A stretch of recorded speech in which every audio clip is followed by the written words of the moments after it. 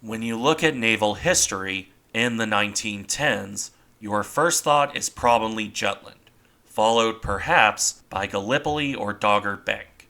You probably don't think about the United States Navy, or at least not the Navy in active combat, with good reason and fairness. The USN spent most of the Great War at peace, and when the United States joined the conflict, it was well past the big battles. That means only a handful of American ships were lost during the conflict, with only one major loss after joining the fray, that being USS San Diego, or as she was launched, USS California, one of the big Pennsylvania-class armored cruisers. This ship never saw a battle, as it turned out, but she would be sunk after the United States entered the war. Exactly how that happened became a bit of a controversy, to say the least. We'll look at that in this video, along with the rest of her career, which began in this case in the ship's namesake state. USS California, as she was then named, was laid down on May 7, 1902, in the Union Iron Works Yard in San Francisco, California. This construction progressed at a slow pace. The cruiser would be launched on April 28, 1904, and she would commission on August 1, 1907. That was about 2 years from keel laying to launching, and then a further 3 years for the fitting out stage. This wasn't unusual for the time. It was well before American industry built ships at breakneck pace. Regardless, there were no issues in the construction, or in the ship herself when California entered service. She was a bog-standard Pennsylvania-class armored cruiser, which are, admittedly, an interesting design. The Pennsylvania-class ships displaced around 13,900 tons at their standard loading, and 15,380 at the full load. These were fairly large for armored cruisers, and for that matter, pretty heavily armed. 4 8-inch 203mm guns and 2 twin turrets. These were carried in the traditional pre-dreadnought and armored cruiser style. 1 turret on the bow and 1 on the stern. To back these up, the cruisers also carried 14 6-inch 152mm guns, in single casements mounted in the hull, 7 to either broadside, with the forward and aft pair mounted one above the other. Past that, the ships were also equipped with the usual pre-dreadnought era mixed battery, 18 3-inch guns for anti-torpedo boat work, and a further 12 3-pounder guns for much the same role, along with 2 1-pounder saluting guns. And, of course, 2 underwater torpedo tubes, because that's just tradition for this time period. To protect all these weapons, the cruisers were also pretty well armored. A 6-inch thick belt at the waterline, and a 5-inch upper belt that thinned out to 3.5 inches towards the bow and stern, which just leaves speed to look at to round things off here. And that was decent, a 22-knot top speed on 23,000 indicated horsepower, through 2 screws in this case. For 1902, when California was laid down, that was quite good. Not the fastest armored cruiser around, but right in line with the average speed. And with that, we finish the design. Let's move on to California's service now. As could probably be expected, this was mostly uneventful. There were certainly exceptions, though, and those are worth looking at in greater detail. First, however, we return to the state of California on August 1st, 1907. The cruiser California commissioned on that day at the Mare Island Navy Yard. After formally joining the fleet, the cruiser would spend most of her time along the west coast, primarily on typical training duty. This was the working up stage of her career, where the crew figured out any kinks in their new ship, either in design or in construction. In California's case, it would last until the end of January 1908. The cruiser sailed up and down the west coast from Mexico to Washington State, a role that would continue for honestly most of her active service.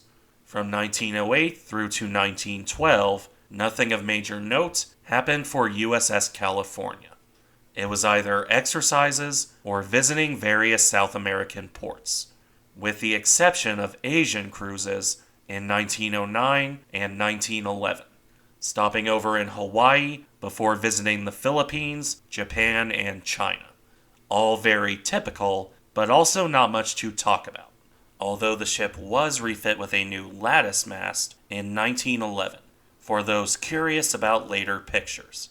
Then again, this was peacetime, and it was very much the pattern for most of the American armored cruisers, although things did get more exciting in August of 1912.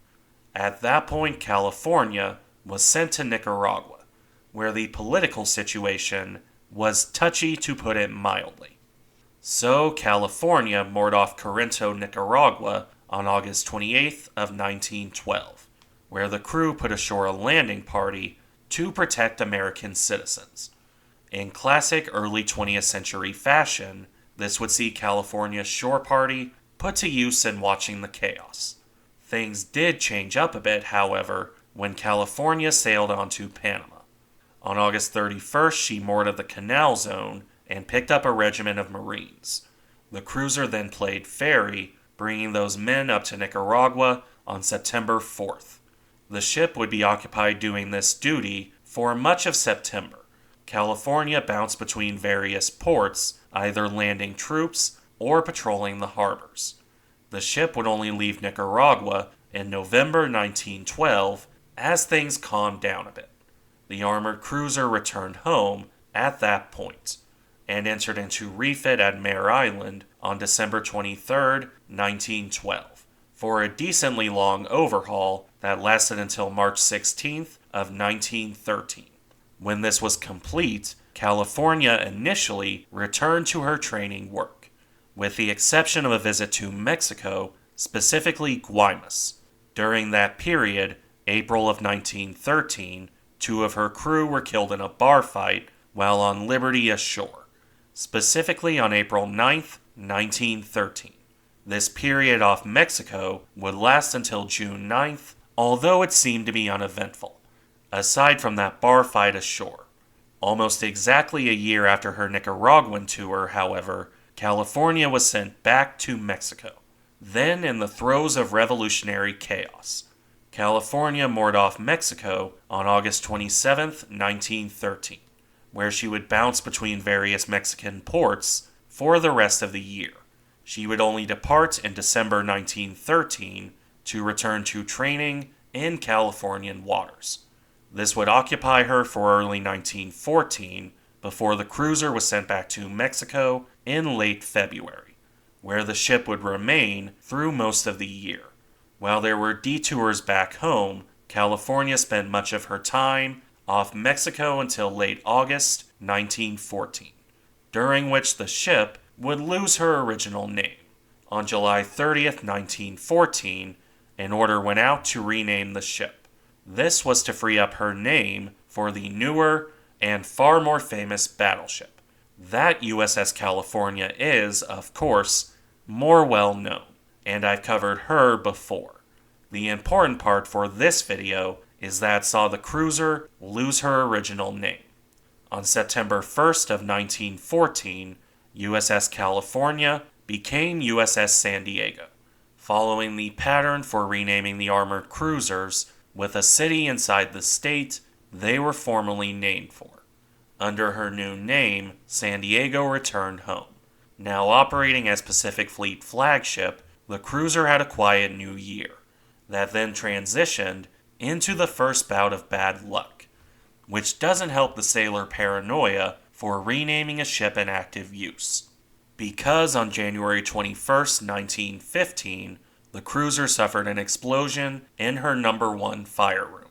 This killed 5 sailors and injured a further 7. Another explosion in the number 3 fire room caused more chaos, during which 2 sailors, Fireman 2nd Class Teleforso Trinidad and Ensign Robert Carey would show their heroism in rescuing other men. This would earn both sailors the Medal of Honor. As for San Diego, the cruiser was put into limited commission. That lasted from June 10th to September 15th of 1915. It wouldn't be until the end of the year that San Diego formally rejoined the Pacific Fleet, in time to rescue 48 people from a sunken schooner, Fort Bragg, on November 15th. After this, nothing much of note happened through to 1917. The cruiser served as flagship of the Pacific Fleet until she was placed in reserve on February 12, 1917, for repair work at Mare Island, where the cruiser remained when the United States declared war on Germany on April 6th of 1917. San Diego's initial service was interesting. The ship served as a depot for training the California Naval Militia. It wouldn't be until June 1917 that the cruiser returned to proper service, and in July she was dispatched to the Atlantic for, near as I can tell, the first time in her entire career. The cruiser would, once in the Atlantic, begin convoy escort duty.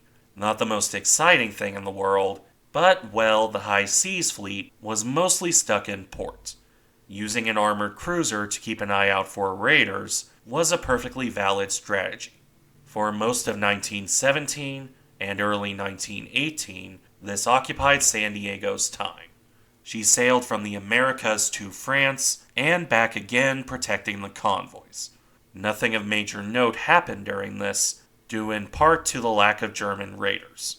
This would, of course, end up changing. On the morning of July 19, 1918, USS San Diego suffered a large explosion, specifically at 11:05 a.m.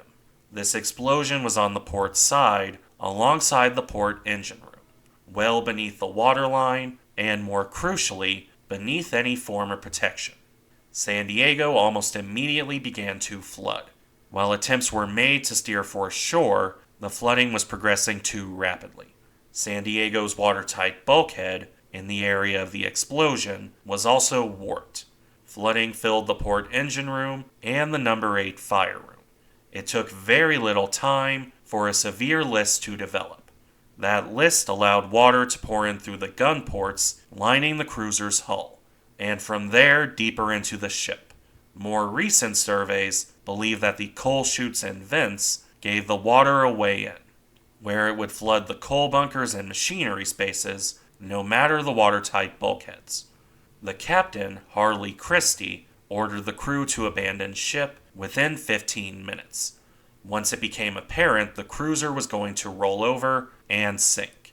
This order would save all but 6 of the crew, making for one of the most successful evacuations of a sinking warship. As for USS San Diego, she rolled over and sank within 30 minutes of the initial explosion. The only major American warship sunk by hostile action during the Great War. Almost immediately, controversy erupted over what sank the ship, not least because of how close it was to American shores. Captain Christie believed it had been a torpedo, in spite of clear conditions and no sign of a submarine.